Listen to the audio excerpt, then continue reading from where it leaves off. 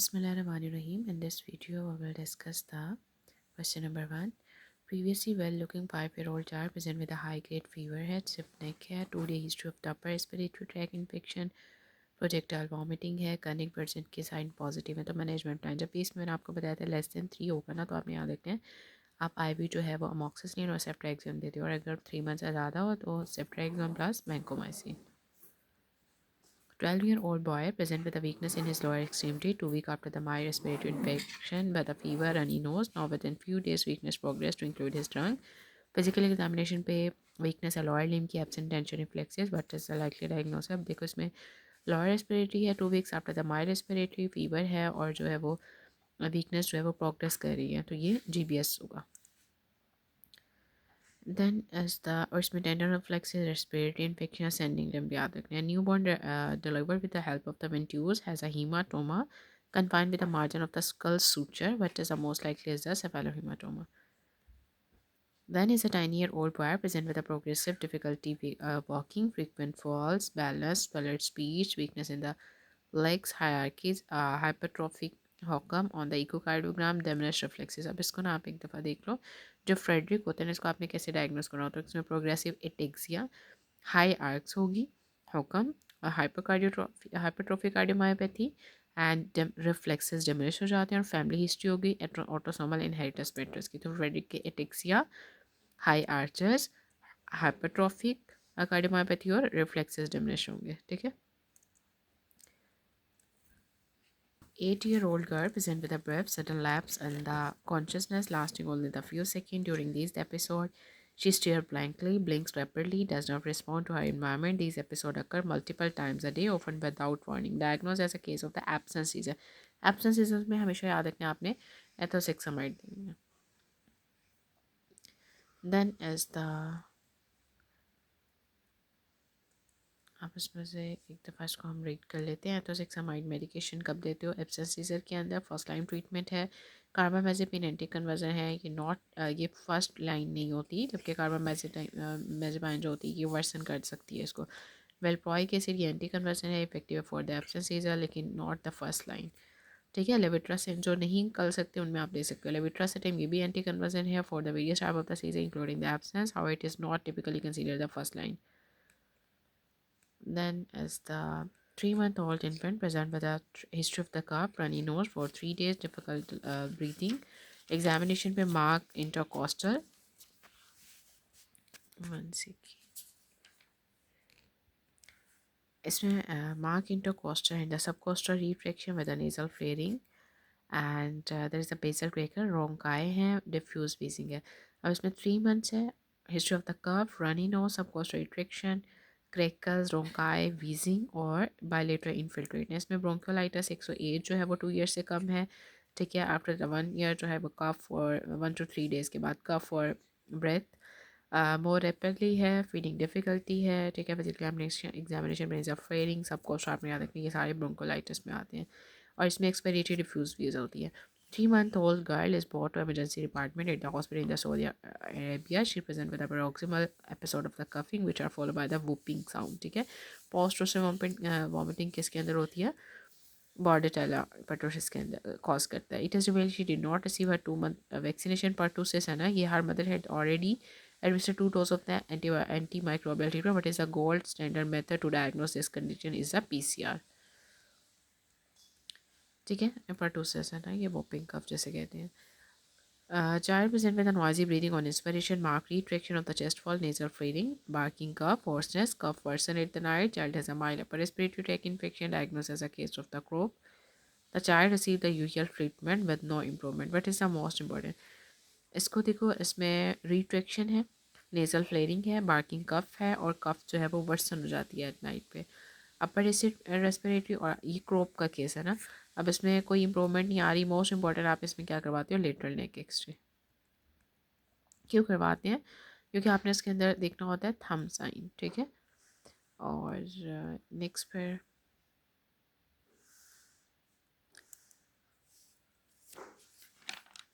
2-year-old child present in the emergency department with a history of the barking cough or brassy.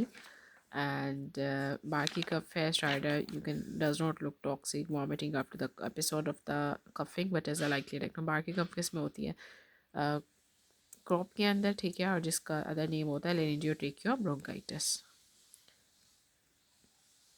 इसमें runny nose, low grade fever, strider जो कि verse होता है mostly at the night पे। Then 6-year-old boy in emergency department with a 3-year-old history of the high grade fever है, sore throat है, inspiratory stridor है, drooling है, tachycardia, tachypnea और sitting posture पे neck hyperexia। What is the most likely diagnosis? Mostly जो होता है ये epiglottitis। epiglottitis कैसे होगा? इसमें एक देखो, एक को हाई ग्रेड फीवर था, टॉक्सिक लुक चाहिए और ड्रोलिंग आपने इसमें याद रखना है, ठीक है। और sore throat, shortness of breath, tachypnea और tachycardia, ये सारे acute epiglottitis के हैं। uh, 2-year-old baby today brought to hospital because of the reluctance to the feed, seizure last night, the baby is inactive, has generalized increased tone, CSF जो है उसमें glucose जो है वो 3 तक है, प्रोटीन जो है वो उसकी 0.22, 10 सेल्स हैं। What is the most likely diagnosis? Seizures है ना, तो इसके अंदर क्या आता है? हाइपोक्स। जब भी 2 डे के बाद जैसे वो सीजर के साथ प्रेजेंट कर रहा होता है ना, तो इसमें आपने HAE याद रखना है, hypoxic ischaemic encephalopathy. 5-year-old child present with a history of the poor growth, failure to gain weight, fatty stool, nasal polyp, chronic cough, frequent pulmonary infection है। He also has a digital clubbing, rectal prolapse है और cystic fibrosis। Standard approach इसकी क्या होती है diagnosis के लिए? sweat chloride test। 3-day-old newborn present with a bleeding from the umbilical stump, gastroenteritis, hematoma, hemorrhage है।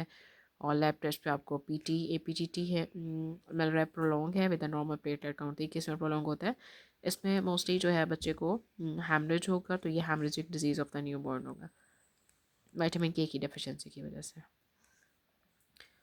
Premature 32 weeks of the diabetic mother, examination by nose, grunting with a flaring of the nostril, present with a deep intercostal retraction. He requires a bag mask ventilation। Investigation पे आपको air bronchogram में इसमें highland membrane disease है, ठीक है।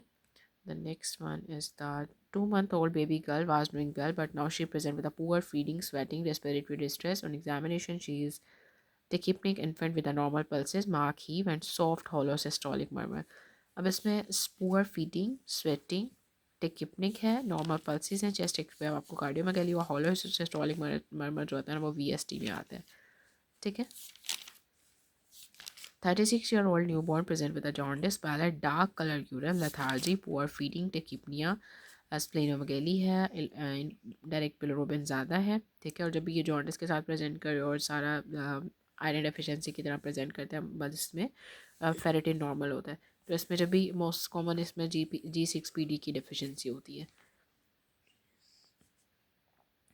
इसमें अगर hereditary भी होता है, लेकिन इसमें एबनॉर्मल स्फेयर शेप स्पेल होते हैं और ये इसमें ना ऑस्मोटिक फ्रेजिलिटी टेस्टिंग आती है, ठीक है। लेकिन मोस्ट कॉमन आपने इसी का याद रखना है। हेरिडिटरी स्पिरोसाइट में वो आपको ब्लड स्मेयर देते हैं कि वो बताएंगे किस में स्पिरोसाइट्स थे। ABO incompatibility देख लो, अगर when the patient immune system produce antibody against the ABO group and leading to the hemolytic disease. Then is the question number, Coombs test भी एक बार देख लेते हैं। कॉम टेस्ट क्या करते हैं? एंटीबॉडीज़ को डिटेक्ट करता है, इम्यून मीडिएटेड।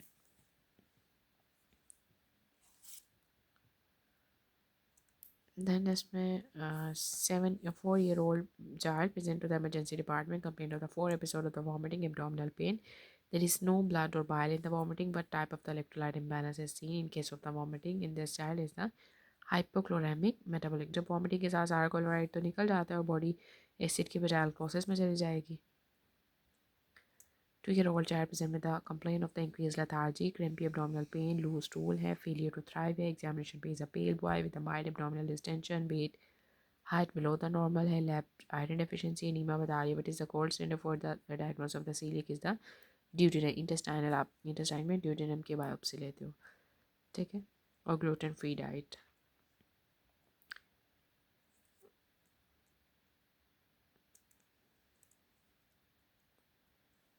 नेक्स्ट पे इसमें मैस इन द एब्डोमेन जब भी आ रहा होता है, हाइपरटेंशन होगी और पैलर है, left side abdominal mass doesn't cross the midline, हॉर्स शो की नहीं है, तो क्या होता है? वेंस्ट्रोमा nephroblastoma. 4-year-old previous healthy with a history of the eating some tablets or vomiting, ABT acidosis है तो उसने क्या एसिडोसिस मतलब लिया होगा ना, जैसे सैलिसाइलेट पॉइजनिंग। देन फिर 2-year-old child present with a severe weight loss and muscle wasting, take care, wrinkled skin, loss of subcutaneous fat, brittle hair है, alert है, hungry with a increased appetite, no edema। क्या होगा फिर? Marasmus में muscle wasting होते हैं ना। अगर आपने पिछले सारे मॉक टेस्ट देखे हैं तो आपके लिए कोई मुश्किल बात नहीं है, क्योंकि ऑलमोस्ट ये सारे क्वेश्चन रिपीट हो रहे हैं।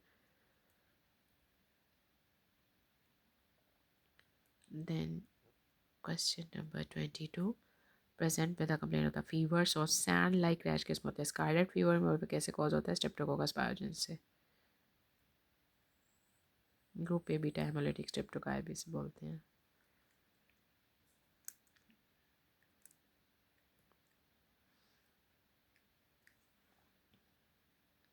Then फिर 4-year-old thin female with a tall stature present for eye examination. She has erectodictally pictus excavatum, high arc palate, and ophthalmos. Clinical finding पे myopia मिला है उसमें, aortic heart dilatation. What is the diagnosis? अब ये क्या है इसके अंदर? टॉल स्टेचर आपने याद रखना है, हाई आर्क पैलेट है, और पिक्टस एक्सेवेटम आ जाए, और मायोपिया। तो ये मोस्टली ये सारे फीचर्स आपको मार्फन के आ रहे हैं। इसको दोबारा से देख लो। Tall stature, scoliosis, high arch palate, myopia, aortic आर्ट की रूट की डायलिटेशन होगी। ठीक है। लाइन फिल्टर आपने याद रखना है, ये मेल में होती है, एक्स्ट्रा क्रोमोसोम होता है इसके अंदर, tall stature infertility developmental delay के साथ आएगा। टर्नर जो है वो ज़्यादातर फीमेल्स में होती है। 45X है, short stature, ovarian dysfunction, web neck और शेल चेस्ट होगी। और पेशो के अंदर ये क्रोमोसोमल डिसऑर्डर, इसमें इंटेलेक्चुअल, हार्ट डिफेक्ट और फिजिकल एबनॉर्मेलिटीज़ आएंगी। मार्फन जो है जेनेटिक डिसऑर्डर, ये बॉडी के कनेक्टिव टिश्यू, इसमें मल्टीपल सिस्टम, स्केलेटल, ओकुलर और कार्डियोवास्कुलर इन्वॉल्व होते हैं इसमें। हाई, ये हम ऑलरेडी डिस्कस कर चुके हुए हैं। 7 day young baby present to get pediatric cleaning for the routine checkup examination. The weight was 3.1 kg and according to the baby history, the birth weight was 3.5 kg. Mother said he eat every 2 hours for 10 to 15 minutes with a good latch according to what you advise. अब देखो paediatric routine checkup के लिए आया 3.1 है, ठीक है, and birth weight 3.5, eat every 2 hours for 10। तो ये बताने हैं कि ये सब चीज़ें नॉर्मल है। इसमें given the baby weight loss 11% in the first week and reported good latch, frequent feeding this might be considered within the normal limits. अब next पर question number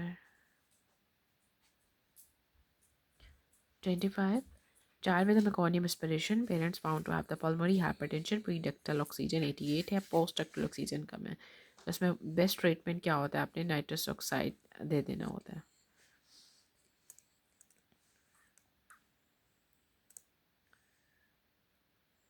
नाइट्रस ऑक्साइड क्यों देते हैं? एक तो ये पल्मोनी वेजोडाइलेटर है, ये पल्मोनी आर्टरी प्रेशर को कम कर देगा, ऑक्सीजनेशन को इम्प्रूव करेगा, इफेक्टिव होता है इन treating the persistent pulmonary hypertension.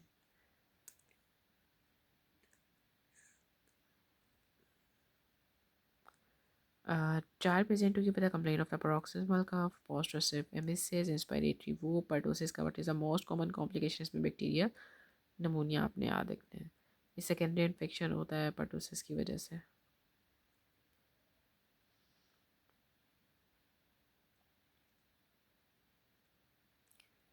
इसमें देखो रिकरेंट साइनोपल्मोनरी इन्फेक्शन है, had repeated जार्डियसिस 4 times, family history maternal uncle died in early childhood from the recurrent infection to what is the likely diagnosis।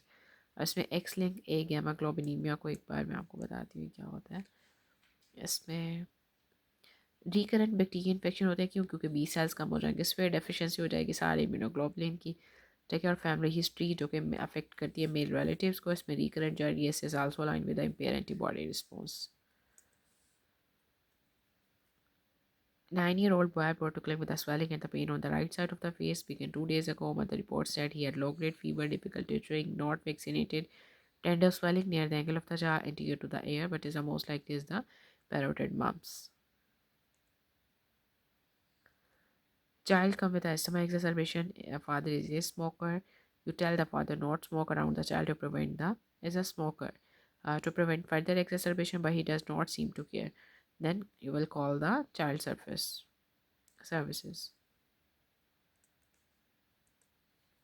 2-month-old infant paroxysmal episode of excessive unexplained crying. Inconsolable है, hypertonic है, harsh cry है, tends to occur at the same time each are diagnosed as an infantile colic. At what age will be the start? At the 6th week, you need to remember. Infantile colics जो है ना वो 2 से 4 week में start होती है. इसके symptom जो होते हैं वो पीक तक जा रहे होते हैं. तो इसमें क्राइंग, फसीनेस, इरिटेबिलिटी आ जाएगी. Which one of the following is a minor manifestation of the rheumatic fever? Is the fever.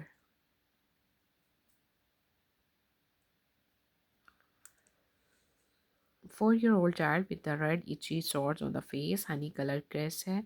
Yes, but I know is जो upper respiratory infection, scratch of the sore, red swollen sore, and regional lymph node also in TAS, but is the likely diagnosis is the impetigo.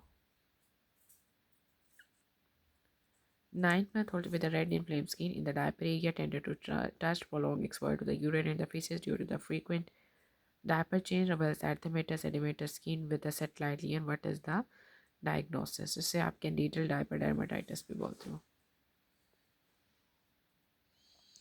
Optic glioma, scoliosis, learning disability, cognitive impairment, Reckling-Hausen disease, also the history of the genetic disorder, which one of the specific hallmark that is present in the neurofibromatosis. इसमें क्या होते हैं केफेलोइड spots. Okay, ये भी MC को repeat हुआ है, ये हम ऑलरेडी डिस्कस कर चुके हैं मैं. And this one is too mostly repeated. If you have any question you can ask.